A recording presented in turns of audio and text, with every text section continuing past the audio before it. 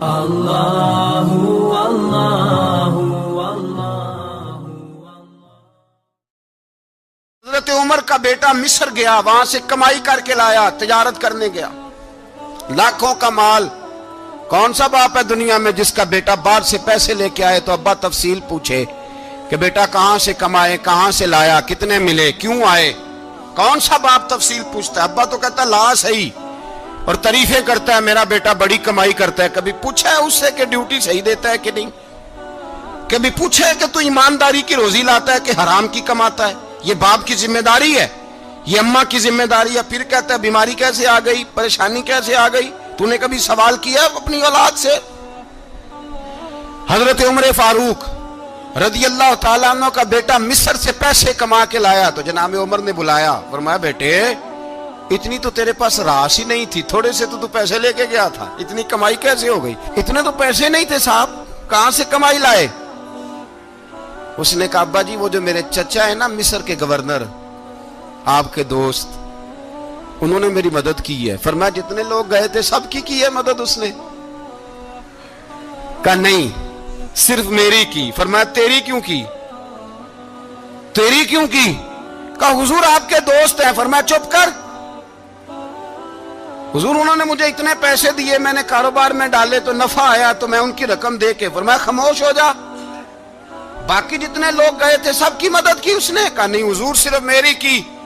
فرمایا اس نے تیری مدد نہیں کی، اس نے خلیفہ کے بیٹے کی مدد کی، اس لیے کہ وہ خلیفہ کو اپنے حق میں نرم کر سکے۔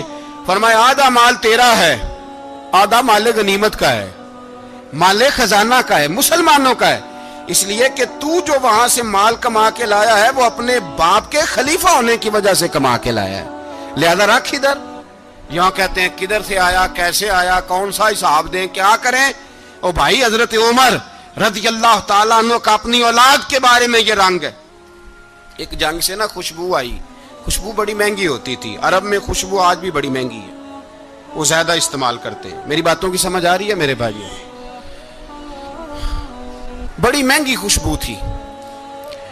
جب وہ خوشبو آئی تو حضرت عمر نے کہا، گھر میں پہلے پہنچی حضرت عمر کے، چونکہ زیادہ عورتیں استعمال کرتی تھی گھر کے اندر خوشبو، مرد بھی لگاتے تھے۔ حضرت عمر نے اپنی بیوی سے کہا، آپ کی زوجہ تو تھی وہ بڑی خوشبو کو پسند کرتی تھی۔ حضرت عمر نے اپنی زوجہ سے کہا کہ خوشبو لاؤ، میں نے ایک عورت کی ڈیوٹی لگائی ہے، وہ خوشبو تول تول کے نا تو حصہ برابر صحابہ میں بانٹ دے گی۔ تو آپ کی زوجہ کہنے لگی کسی بی بی کی ڈیوٹی لگانے کی کیا ضرورت تھی، میں جو موجود تھی میں بانٹ دیتی ہوں تول کے حصہ برابر۔ آپ نے فرمایا نہیں تو رہنے دے، وہ فلانی بی بی بانٹے گی۔ کہا حضور میں نے بھی بانٹنی ہے، میرے پہ کچھ حق ہے؟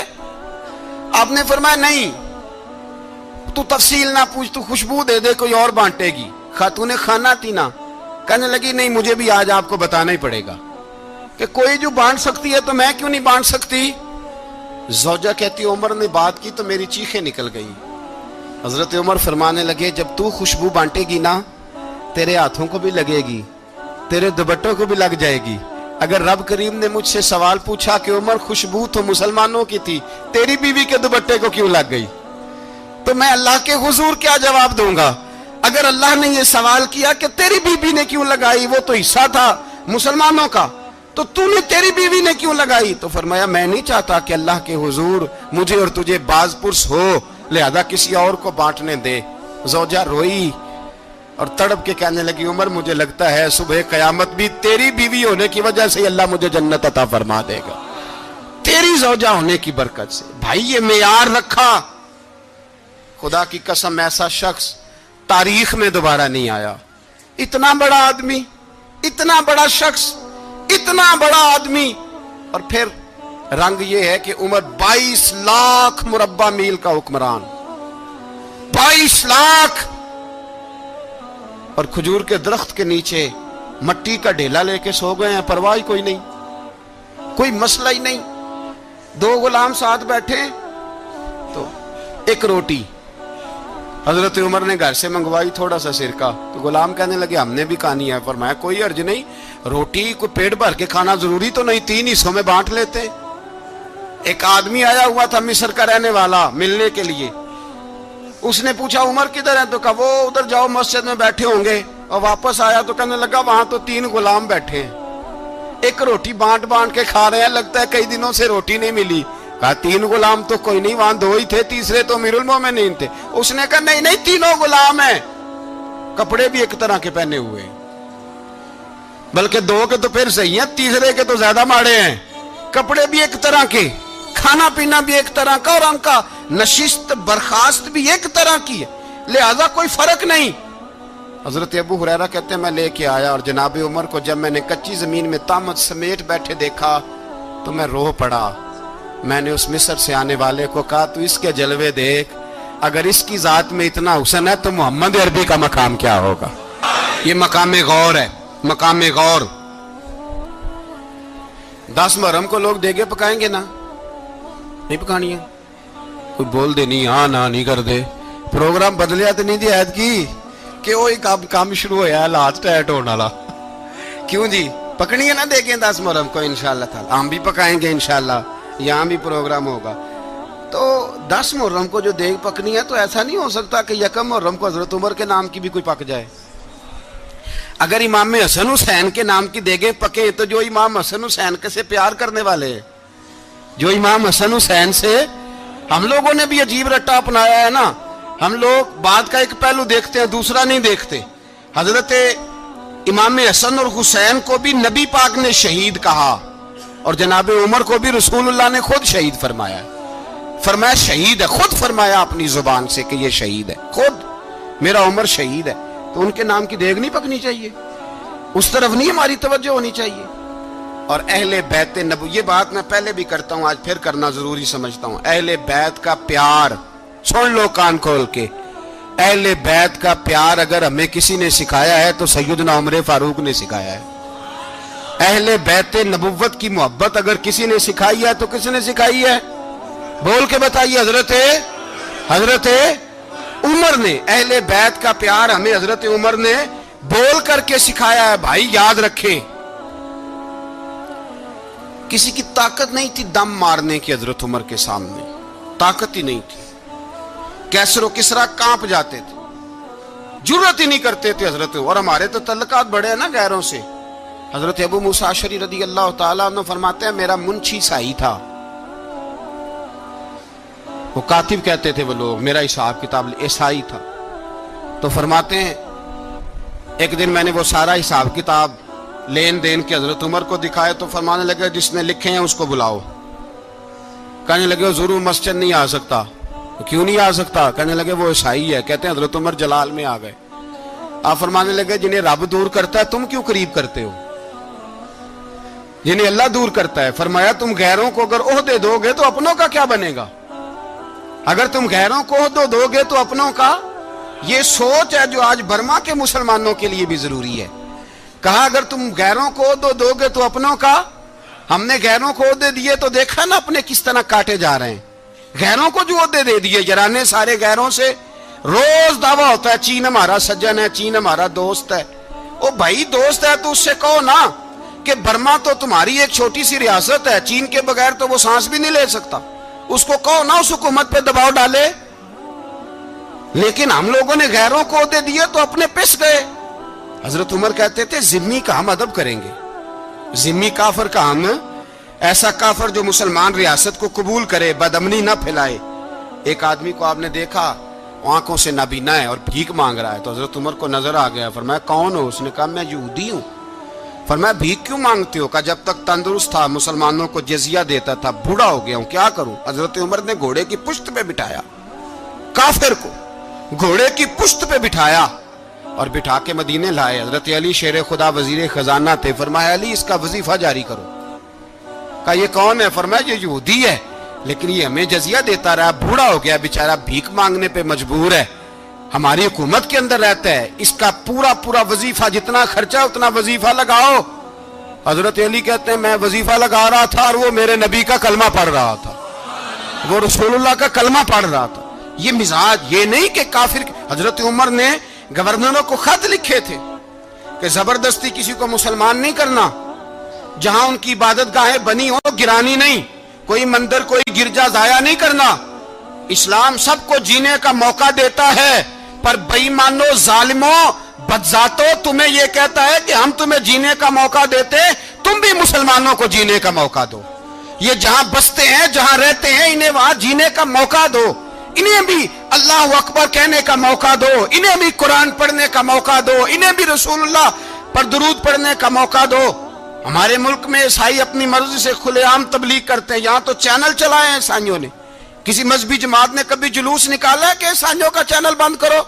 बोले निकला है कि नहीं निकला? कितने जुल्म की बात है।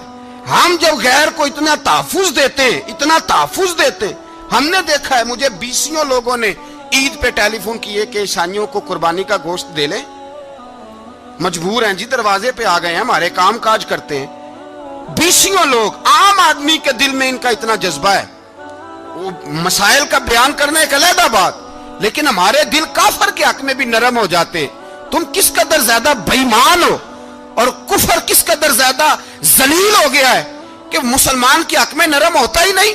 और उससे बड़े जलील वो हैं जो इन जलीलों के सपोर्टर हैं। वो किसी अरब मुल्क के हुक्मरान हो या किसी और जगह के, वो बड़े जलील है जो इन जलीलों के सपोर्टर हैं, जो बर्मा की बच्चियों के कत्ल पर अपनी हुकूमतें चमका रहे हैं।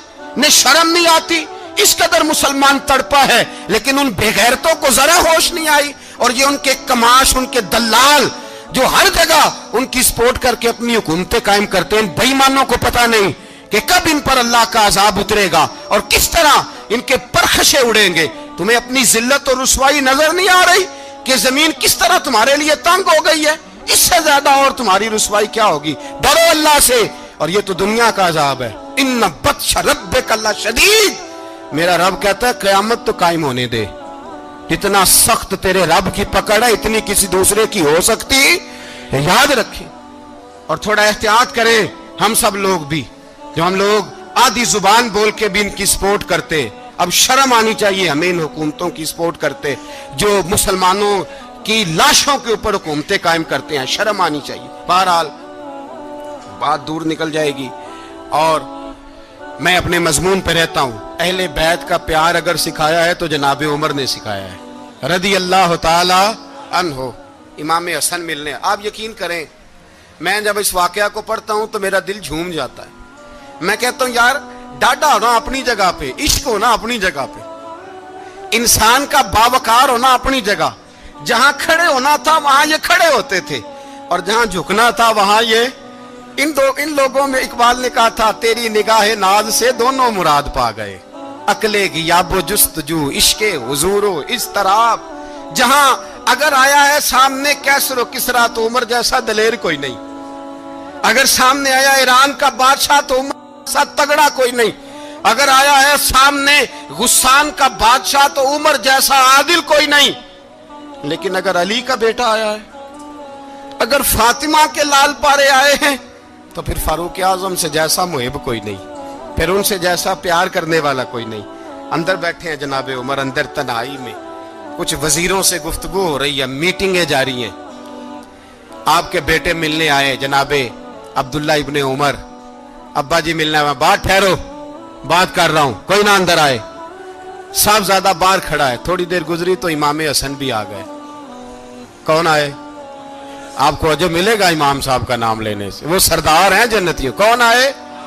सारे बोलिए, इमाम हसन, तेरी नस्ल पाक में है बच्चा बच्चा नूर का, तू है ने नूर तेरा सब घराना। इमाम हसन आए तो हजरत अब्दुल्ला इब्ने उमर को दरवाजे पे खड़े देखा। कहा अमीरुल मोमिनीन कहाँ हैं? कहने लगे हजरत उमर के बेटे। कहने लगे वो अंदर बैठे, कुछ मीटिंग हो रही है और उन्होंने कहा कोई अंदर ना आए, लेकिन आप जाना चाहें तो चले जाएं, आप जाना चाहें तो, तेरी नस्ल पाक में है बच्चा बच्चा नूर, आप जाना चाहें तो चले जाएं। तो उन्होंने कहा जब आप बाहर खड़े हैं तो मुझे कोई इतना जरूरी काम नहीं, और अभी जोर की नमाज थोड़ी देर में होगी, मैं मस्जिद में मिल लूंगा अमीरुल मोमिनीन से। ये बात कह के इमाम हसन चले गए। यार इतनी बड़ी बात नहीं थी, इतनी बड़ी बात नहीं थी। तो मेरे उस्तादों का बेटा भी आया तो कहा ठीक है जी वो सोए हुए हैं, तो कोई गर्ज नहीं यार, मैं ठहर के आ जाऊंगा। कोई बड़ी बात नहीं थी, देखा जाए तो बड़ी बात नहीं थी, पर बात बहुत बड़ी थी, इसलिए कि ये खाली हसन नहीं, ये हसन इब्ने अली है, ये हजरत फातिमा के लख्ते जिगर, حضرت عمر باہر نکلے, عبداللہ ابن عمر سے پوچھا کوئی آیا تو نہیں؟ تو کہا حضور امام حسن آئے تھے. تو کہا پھر شہزادے کو اندر کیوں نہیں بھیجا؟ کہا میں نے کہا تھا. وہ کہنے لگے اگر امیر المومنین مصروف ہیں تو میں ظہر میں مل لوں گا. حضرت عمر رونے لگے, فرمایا بیٹے تو نے اچھا نہیں کیا. پھر مسجد نہیں گئے, سیدھے امام حسن کے دروازے دستک دی. امام حسن باہر آئے, کہا شہزادے آئے تھے تو ملے کیوں نہیں؟ تو امام حسن کہنے لگے حضور آپ کا اپنا بیٹا دروازے پہ کھڑا تھا, آپ کا اپنا بیٹا دروازے پہ کھڑا تھا, اور منع بھی کیا تھا آپ نے تو میں زور میں مل لیتا. حضرت امام حسن فرماتے ہیں جوش جذبات میں جناب عمر نے سر سے پگڑی اتار دی, جوش جذبات میں. کہنے لگے حسن میرے بیٹے کا اور آپ کا کیا مقابلہ؟ کیا اس کی ماں کا نام فاطمہ الزہرا ہے؟ کیا اس کی نانی کا نام خدیجۃ الکبریٰ ہے؟ کیا اس کے نانے کا نام محمد مصطفیٰ ہے؟ آپ کا اور اس کا کیا مقابلہ؟ پھر رو پڑے اور کہنے لگے بیٹے میں مکے کے صحراؤں میں اونٹ چرایا کرتا تھا, یہ جو میرے سر پر عزت کے بال ہیں یہ تیرے نانے کے اگائے ہوئے. میں مکے کے خبردار شہزادے خبردار. او بھائی اہل بیت نبوت کے ادب کا رنگ اگر سکھایا ہے تو سیدنا عمر نے سکھایا ہے. حضرت عمر فاروق اتھارٹی ہے, اسلام کی اتھارٹی. یکم محرم حضرت عمر کی شہادت ہے. یہودی بول اٹھا, کافر بول اٹھا. اگر 6 مہینے عمر دنیا میں اور رہتے تو دنیا میں کوئی کافر موجود نہ ہوتا. 6 مہینے. اور جب اس بطل جلیل کا جنازہ اٹھا, اللہ بخاری پڑھیے نا, اللہم ارزقنا شہادت فی سبیلک, اللہ بسترے کی موت نہ دینا, شہادت کی دینا. عمر شہید ہوئے, مسجد نبوی میں نماز پڑھاتے, اور جب جنازہ اٹھا تو مدینے کا پھر پیچھے جو دلیر بچے وہ مولا علی تھے. مولا علی, جناب عمر کا جنازہ اٹھا تو سب سے پہلی ہائے جو نکلی وہ حضرت علی کی زبان سے نکلی, اور حضرت علی ساری داڑھی آنسوؤں سے بھر گئی.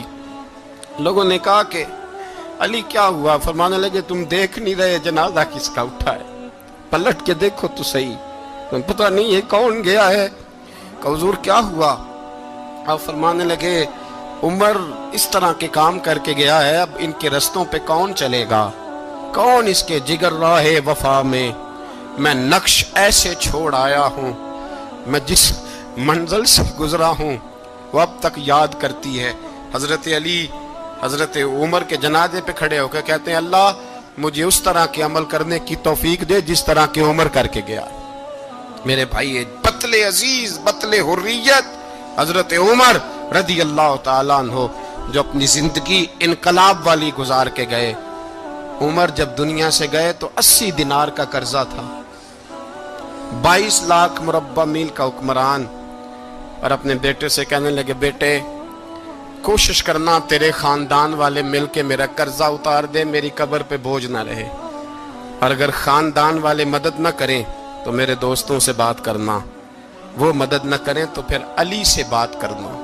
ان کا پیار آپس میں اتنا اور تو اختلاف ثابت کر رہا. 80 دینار کا قرضہ چھوڑ کر حضرت عمر دنیا سے گئے, اور جاتی دفعہ کہہ گئے میرے بعد میرے بچوں کو حکومت کے مشورے میں بھی شامل نہ کرنا, حکومت کے مشورے میں بھی میری اولاد شامل نہ ہو. اتنا بڑا شخص اتنا بڑا رنگ دے کے یکم محرم کو جب عمر فاروق کا وصال ہوا تو بیٹے سے کہنے لگے اماں عائشہ سے جا کے کہو میرا بھی نبی پاک کے روزے میں دفن ہونے کو دل کرتا ہے. ایک قبر کی جگہ ہے اماں جی نے اپنے لیے رکھی ہے, بخاری ہے بخاری. حضرت عائشہ کے پاس صاحبزادے گئے, کہنے لگے اماں جی عمر کو زخم لگ گیا ہے, حالت بڑی پریشانی والی ہے. وہ کہتے ہیں اگر اماں اجازت دیں. سید عائشہ رو پڑی, فرمانے لگی کہ وہ اپنی قبر کی جگہ تو نہیں نہ کسی کو دیتا, پر عمر نے کمال ہی بڑا کیا, اسے کہو جاؤ گنبد خضرا میں قیامت تک جو مصطفیٰ پہ اور ابو بکر پہ سلام پڑے گا وہ تجھ پہ بھی سلام پڑھ کے جائے گا, جاؤ میں نے جگہ دی. اور اگر آپ نے ابھی تک ہمارا چینل سبسکرائب نہیں کیا تو فوراً سبسکرائب کیجئے, ساتھ ہی بیل آئیکن پر کلک کریں تاکہ مزید آنے والی ویڈیو ہیں وہ آپ کو وقت پر ملتی رہیں. اللہ حافظ.